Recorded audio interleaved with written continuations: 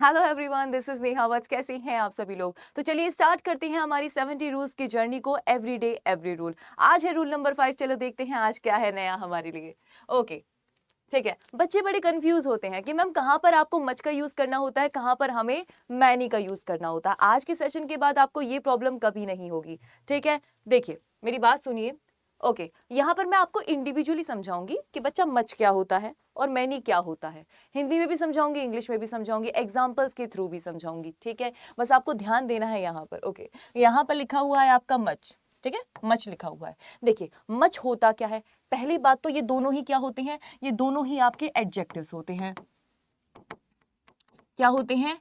Adjective होते हैं। जैसे ही मैंने बोला एडजेक्टिव होते हैं। लास्ट वाले रूल अगर आपने देखा हो, रूल नंबर 4, तो दोबारा जाकर देखिएगा। एडजेक्टिव जब भी होता है उसको किसकी जरूरत होती है? नाउन की जरूरत होती है। भाई एडजेक्टिव का मतलब ही क्या होता है कि उसे हमेशा किसकी जरूरत होगी? नाउन। नाउन की जरूरत होगी या प्रोनाउन की यूज की जरूरत होगी, है ना? क्वालिफाई किसको करेगा, बताएगा किसके बारे में। ठीक है, हाँ।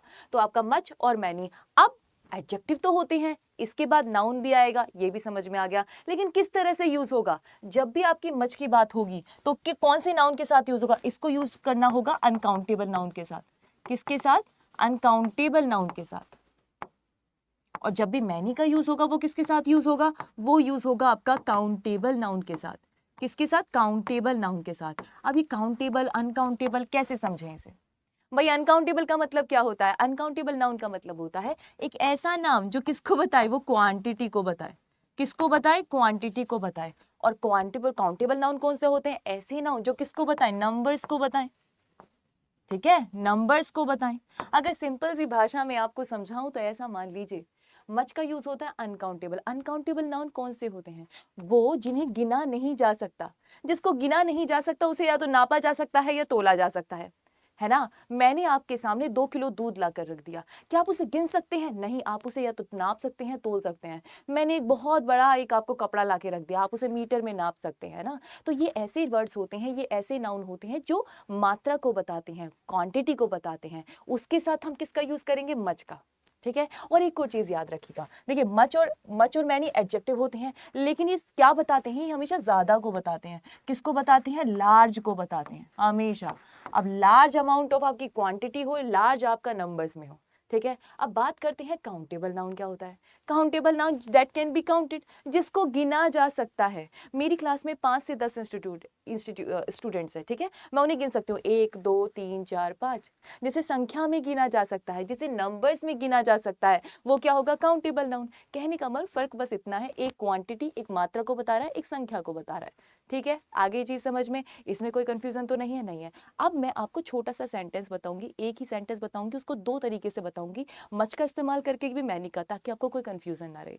जैसे मैंने लिखा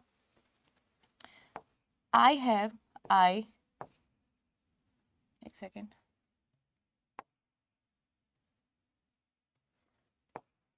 I don't have much knowledge. I don't have much knowledge. ठीक है, सबसे पहले आपने देखा आई डोंट हैव, मेरे पास नहीं है। क्या? मच। मच का मतलब क्या होता है? लार्ज। लार्ज का मतलब क्या होता है? ज्यादा। ठीक है, लेकिन मैंने इसे किसके साथ इस्तेमाल किया? नॉलेज के साथ। अब मुझे कौन ऐसा बताएगा? बच्चे कमेंट सेक्शन में मुझे जरूर बताइएगा, और यहाँ पर मैं भी बता देती हूँ कि नॉलेज आपका कौन सा नाउन होता है। थोड़ा दिमाग लगा के बताइए। क्या नॉलेज को गिना जा सकता है? मैं आपको ज्ञान दे रही हूँ, नॉलेज दे रही हूँ, कोई इन्फॉर्मेशन दे रही हूँ, क्या आप उसे गिन सकते हैं? आप नहीं गिन सकते। लेकिन वो एक ऐसा ज्ञान होता है जिसे आप क्वांटिटी ही में ही बता सकते हैं, या तो ज्यादा हो सकता है या कम हो सकता है, लेकिन गिना नहीं जा सकता। तो नॉलेज आपका कौन सा नाउन होता है? नॉलेज आपका अनकाउंटेबल नाउन होता है।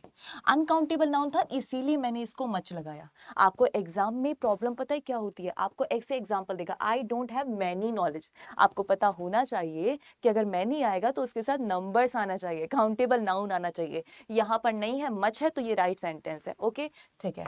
वहीं अगर मैं बात करूं आपकी काउंटेबल नाउन की, मैनी का इस्तेमाल कैसे करेंगे? मैनी का इस्तेमाल करने के लिए कैसे करेंगे? मैंने बोला आई डू नॉट हैव।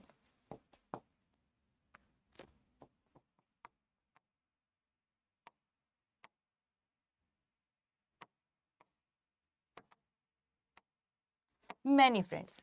क्या लिखा है यहाँ पे? I do not have many friends. इसका मतलब कोई फॉर एग्जाम्पल कोई मेरे जैसा इंसान है, मैंने कहा मेरे ज्यादा दोस्त नहीं है, जो दोस्त होते हैं उन्हें गिना जा सकता है, बिल्कुल गिना जा सकता है। पर्सन होता है, गिना जा सकता है। मैंने बोला मेरे पास बहुत सारी फीमेल फ्रेंड नहीं है, मेल फ्रेंड नहीं है, तो उन्हें गिना जा सकता है, बिल्कुल गिना जा सकता है। जिनको गिना जा सकता है, याद रखिए एक और छोटी सी चीज, जिनको गिना जा सकता है उनका प्लूरल भी बनाया जा सकता है ना। हाँ, तो आपका फ्रेंड्स कौन सा हो गया, आपका काउंटेबल नाउन। लेकिन काउंटेबल नाउन कौन सा है मैडम, ये प्लूरल है। अच्छा, कौन मुझे बताएगा ये बात कमेंट सेक्शन में कि अगर अनकाउंटेबल नाउन है क्या उसे प्लूरल बनाया जा सकता है? बिल्कुल नहीं। अरे जब गिना ही नहीं जा सकता तो प्लूरल कैसे बनाएंगे, है ना। तो अनकाउंटेबल नाउन हमेशा सिंगुलर यूज होते हैं, बिल्कुल एक की तरह। आप उसे क्वांटिटी में बिल्कुल सिंगुलर यूज करते हैं, चाहे वो ज्यादा क्वांटिटी हो या कम हो, मात्रा को हमेशा सिंगुलर ही यूज किया जाएगा, ठीक है। लेकिन अगर अनकाउंटेबल नाउन की बात करी जाए, वो सिंगुलर भी हो सकते हैं, प्लूरल भी, क्योंकि उन्हें एक भी बताया जा सकता है, उनका दो भी बताया जा सकता है, उनका चार भी, 10 भी, 1000 भी, सब बताया जा सकता है, ठीक है। लेकिन यहाँ पर हमारा क्या लगा, मैनी फ्रेंड। मैनी का मतलब होता है बहुत सारे फ्रेंड, ठीक है। हाँ, तो ये आपका मैनी क्या हो गया, आपका मैनी आपका अनकाउंटेबल नाउन के साथ यूज होगा, ठीक है। मैनी आपका काउंटेबल नाउन के साथ होगा। लेकिन ये यहाँ पर क्या बता रहा है, संख्या में ज्यादा को बता रहा है कि मेरे बहुत सारे दोस्त हैं।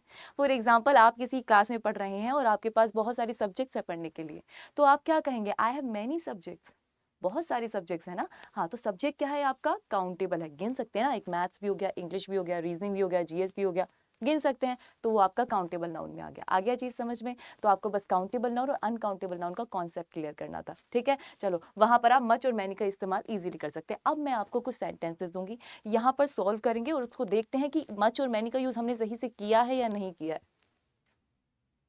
क्या लिखा हुआ है, मेरे साथ पढ़िएगा। पहला सेंटेंस है, there are much people in the hall. आप मुझे खुद से बताइए, यहाँ पर क्या लिखा, देयर आर मच पीपल। जब भी मैंने बात करी लोगों की, किसकी बात करी, जब भी मैंने बात करी लोगों की, ठीक है, पीपल है, कौन मुझे बताया, क्या लोगों को गिना जा सकता है? बिल्कुल गिना जा सकता है। अरे स्टूडेंट हो, लोग हो, किताबें हो, ये सब तो गिने जा सकते हैं ना। बहुत सारे लोग मेरे सामने खड़े हैं, मैं गिन कर बता सकती हूँ कि यहाँ पे 50 लोग आए हैं, है ना। हाँ, तो गिन सकते हैं। अगर बच्चा गिन सकते हैं तो ये आपका कौन सा हुआ मैडम, ये आपका काउंटेबल नाउन हो गया। काउंटेबल मतलब जिस दैट कैन बी काउंटेड, जिसे गिना जा सकता है, संख्या में गिना जा सकता है। अरे संख्या में गिना जा सकता है तो तुमने क्वांटिटी क्यों लगा दी? मच तो एक ऐसा वर्ड होता है जो क्वांटिटी के साथ आता है। यहाँ पर क्या लगना चाहिए मैम, यहाँ पर लगना चाहिए हमारा मैनी पीपल। किसी को कोई प्रॉब्लम नहीं, सही है, आगे चलें, ठीक है। तो सेंटेंस आपका सही कैसे होगा, जब आप इसमें मैनी और आपका मैनी का इस्तेमाल करेंगे, ठीक है। चलो चलते हैं नेक्स्ट क्वेश्चन की तरफ। लिखा हुआ है, the servant did not make many T.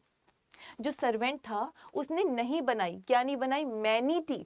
हम मुझे बात बताइए, सुबह उठकर जब आप चाय पीते हैं तो वो मात्रा में, क्वांटिटी में होती है या आप उसे गिन सकते हैं?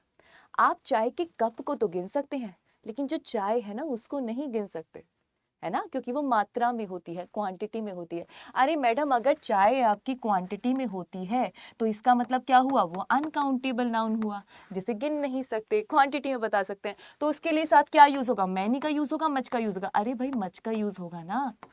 मैंने बोला सर्वेंट ने ज्यादा चाय नहीं बनाई थी, तो ज्यादा के लिए मच का इस्तेमाल होगा। चाय अनकाउंटेबल है तो हो गया काम, ठीक है। चलो, ये आपका सेंटेंस ऐसे सही हो जाएगा, ठीक है, ओके। नेक्स्ट लिखा हुआ है आपका, ही मेड मच मिस्टेक्स। गलतियां करते हैं आप, भूल करते हैं आप, ठीक है। एक और बात देखो, नाउन को समझने की, काउंटेबल नाउन और अनकाउंटेबल नाउन को समझने की एक छोटी सी ट्रिक है। काउंटेबल नाउन को प्लूरल बनाया जा सकता है, ये मैंने आपको अभी बताया था, ठीक है। एक गलती होती है तो दो भी गलती होती है, तीन भी होती है। जैसे ही हमने देखा, भाई तुमने तो एस लगाकर इसे प्लूरल बनाया गया है। अगर तुमने इसे प्लूरल बना रखा है, इसका मतलब ये अपने आप में कौन सा नाउन है, काउंटेबल नाउन है, मतलब इसे गिना जा सकता है। तो अगर आप काउंटेबल नाउन है, अगर ये काउंटेबल नाउन है तो इसके साथ आप किसका यूज करेंगे, मच का यूज करेंगे, मैनी का? अरे मैम, इतना तो समझ में आ ही गया है। तो यहाँ पर किसका इस्तेमाल करेंगे, मैनी का इस्तेमाल करेंगे, ठीक है। बहुत सारी गलतियां कर दी थी उन्होंने, किस में कर दी थी, इंग्लिश का एस से लिखते वक्त, ठीक है। हाँ, पर ये गलती हम कभी नहीं करेंगे, ओके। चलो चलते हैं नेक्स्ट क्वेश्चन की तरफ। लिखा हुआ है, I do not have many hope. अरे जब आप किसी से उम्मीद करते हैं तो वो एक भाव होती है, एक इमोशन होती है, एक एब्स्ट्रैक्ट नाउन की तरह यूज होता है, ठीक है। जितने भी एब्स्ट्रैक्ट नाउन होते हैं वो आपके अनकाउंटेबल नाउन में काउंट होते हैं। जब मैं आपको डिटेल में टॉपिक्स पढ़ाऊंगी तो आपको ये चीज समझ में आएगा कि जितने भी एब्स्ट्रैक्ट नाउन होते हैं, ऐसे जिन्हें आपकी इमोशंस, आपकी नॉलेज, आपकी इंफॉर्मेशन, आपकी सलाह, आपकी समझ, आपकी विजडम, क्या आप उसे गिन सकते हैं? नहीं, उसे तो सिर्फ महसूस किया जा सकता है, जिसे अनटचेबल है, अनकाउंटेबल है ना। तो जो अनकाउंटेबल होगा, होप आपको मैं किस में काउंट कर रही हूँ, अनकाउंटेबल में कर रही हूँ, है ना। भाई ये तो नहीं मैंने उसको एक उम्मीद दी, 2 उम्मीद दी, नहीं ना, वो तो भाव है, उसे आप गिन ही नहीं पाएंगे। तो वो अनकाउंटेबल नाउन में आएगा। अनकाउंटेबल नाउन में आएगा तो कौन सा एडजेक्टिव आएगा, अरे मैम मच आएगा।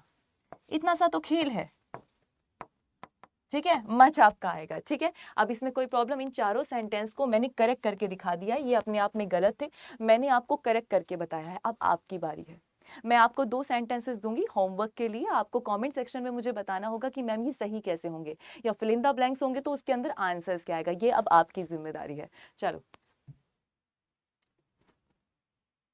ठीक है, एक सेंटेंस आपका ये है, उसमें आपका फिल इन द ब्लैंक्स है, आप मुझे कमेंट सेक्शन में जरूर बताएंगे कि राइट आंसर क्या होगा। सेकंड आपका ये है, और ये भी आपको मुझे बताना है, और मुझे बताइएगा कमेंट सेक्शन में कैसा लगा आपको रूल 5 और कैसी लग रही है ये आपको 70 रूल्स की जर्नी। अपने सेशन को हम ऐसे ही बरकरार रखेंगे, और आज के लिए मैं आपसे विदा लेती हूँ। Thank you class.